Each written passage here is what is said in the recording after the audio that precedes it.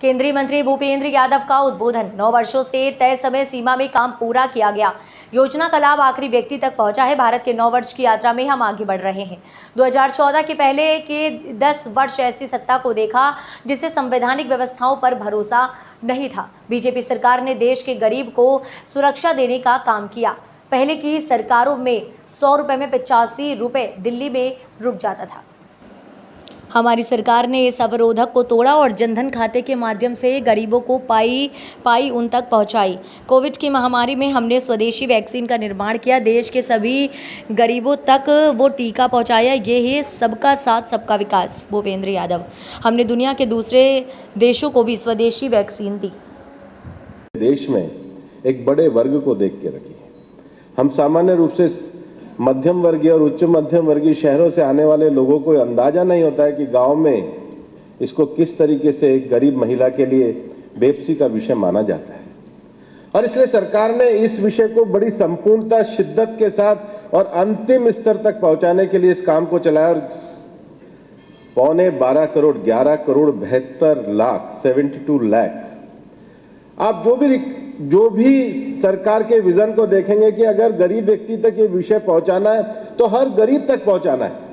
200 crore vaccination से लेके 3.5 करोड़ पक्के मकान और 12 करोड़ जो इस पे मूवी तक बनी। समाज के लिए कितनी आवश्यकता है। अब बच्चियां 10वीं 11वीं 12वीं पढ़ रही है, लोग निकलने की हिम्मत नहीं करते थे और इसलिए इज्जत घरों का निर्माण करना ये सरकार के लिए संतोष का विषय है। किसी को सम्मान देना, सम्मान पूर्वक जीवन जीने का देना, यही सेवा है।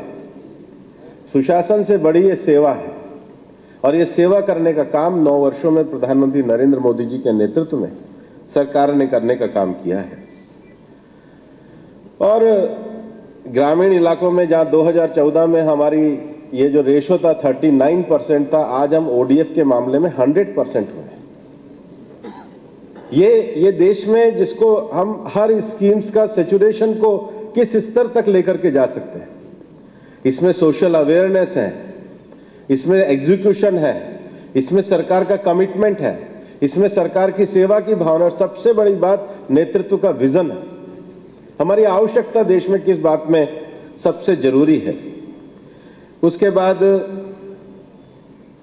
जो मैंने कहा था, कभी 60 के दशक में देश के नेता इस बात को बड़ी प्रखरता के साथ कहते थे और ऐसे नेता जो बड़े विचारक भी थे।